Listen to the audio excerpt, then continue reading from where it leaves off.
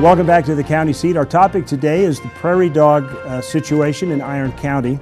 Joining us for our discussion is Christopher Keleher. He is the Recovery Program Assistant Director for the Department of Natural Resources, and Laura Romin, and she is with the U.S. Fish and Wildlife Service, the Deputy Field Supervisor, Utah office. Thank you for joining us today. Let's get on to the recovery program. Are you guys really far apart on how to deal with this? Oh, I think Laura and I work together quite often on issues associated with endangered species, and we've been working for a long time on the Utah Prairie Dog issue. And the Department of Natural Resources recognizes that the Endangered Species Act is a law, and that in order to resolve conflicts associated with species like Utah Prairie Dog, that we have to work within that law to resolve those conflicts. So we work together quite a bit. And I think we're in the same position. We're trying to work within the law that's been mandated to our agency, but we're trying to work with all the partners to find the easiest way to get the species recovered. Everybody really sitting at the table wants to see the Utah Prairie Dog delisted for different reasons, but still to see it delisted. You watch Terry's report, and immediately the thing comes to mind is I would be batty if I knew I couldn't get the last four and then they would replace it, because, you know, what's the old joke? The definition of insanity is doing the same thing over and over again and expecting a different result. Yeah. And so I'm saying, well, gee, the solution here is obvious. Help the species recover, remove the 90%, poison the last 10. Why wouldn't that work? Well, it would if the species were recovered.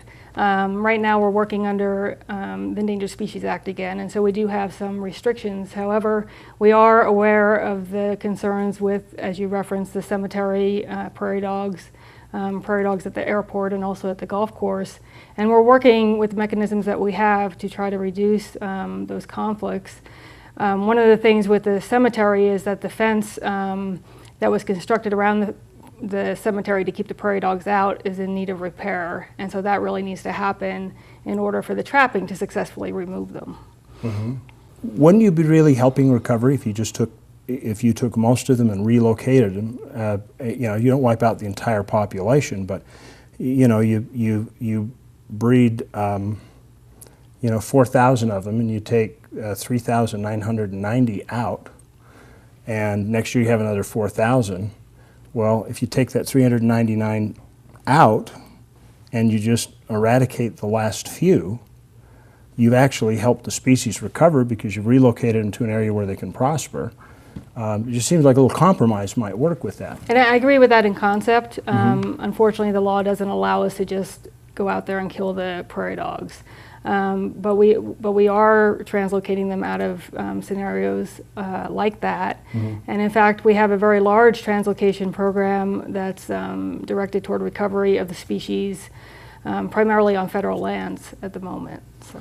Yeah, one of the things that the video didn't really show at all is it did show where the conflicts are in Iron County, and we do spend a lot of money to help resolve those conflicts, and we've got some aggressive strategies that we're implementing this year to help solve those and get those dogs out of those areas. But one of the things the video didn't show is some of these successful translocation sites that we have and the progress that is actually being made towards recovery. And like I said earlier, the ultimate solution to the problem is recovering the species and getting it off the federal endangered species list, and then management authority for that species returns to the state, and then the state controls the destination and can do some of those things like you're talking about. You know, if we need to get prairie dogs out of an area, we can go in there and do that once it's delisted. Aren't some of the ranchers having problems with this too in Iron County? I mean, people have got cow steps in a hole. Doesn't that? I mean.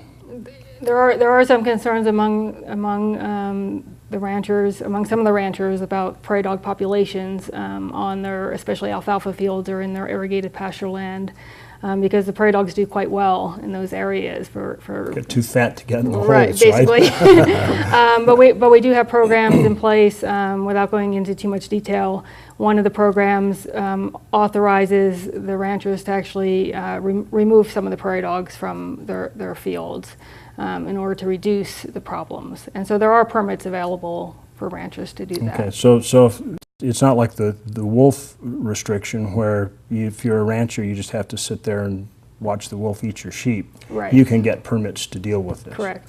Okay, now the state has a fund.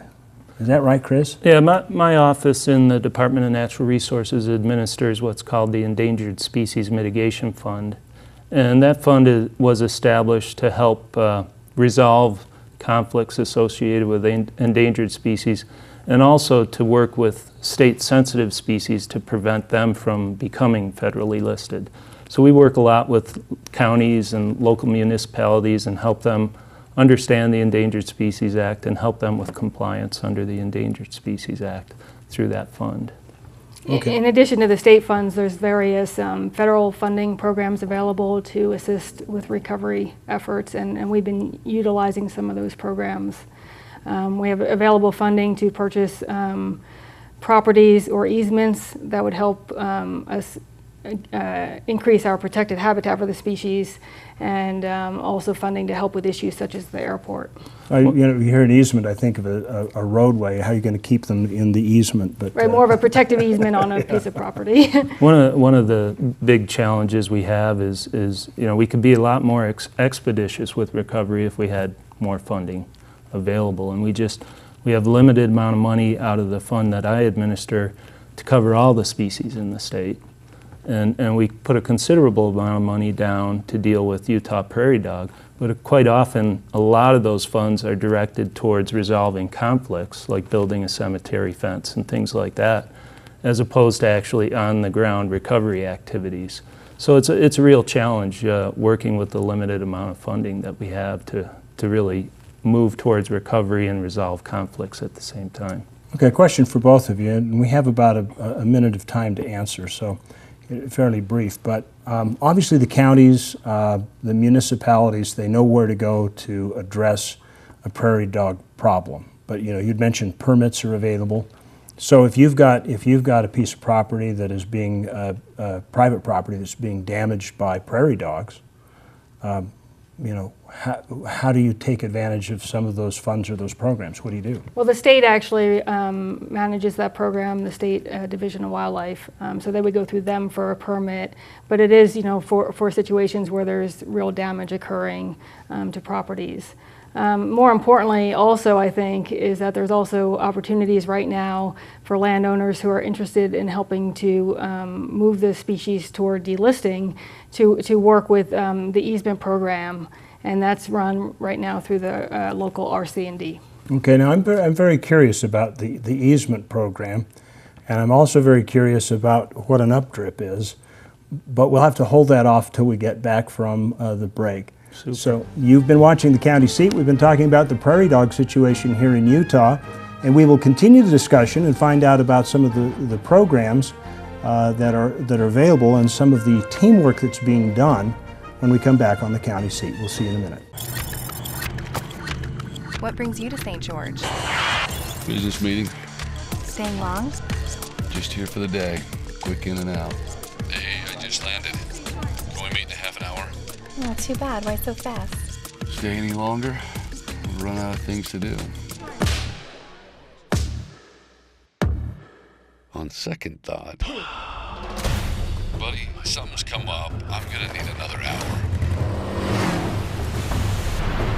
Can we push the meeting till noon?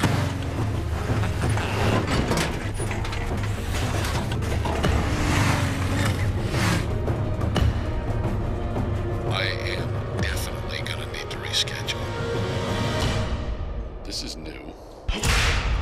Sit back, relax, and enjoy your 45-minute flight to Salt Lake. How'd that meeting go? I should have booked a weekend.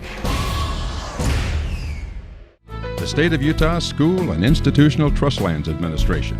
SITLA manages 3.5 million acres of Utah lands with the express purpose of furthering the education of Utah students while promoting local industry, oil and gas, even residential development, all at the same time. Through the careful use of trust lands, we distributed more than $22 million to Utah schools last year. The State of Utah School and Institutional Trust Lands Administration, building the state's permanent school fund. What are the words that describe the perfect destination?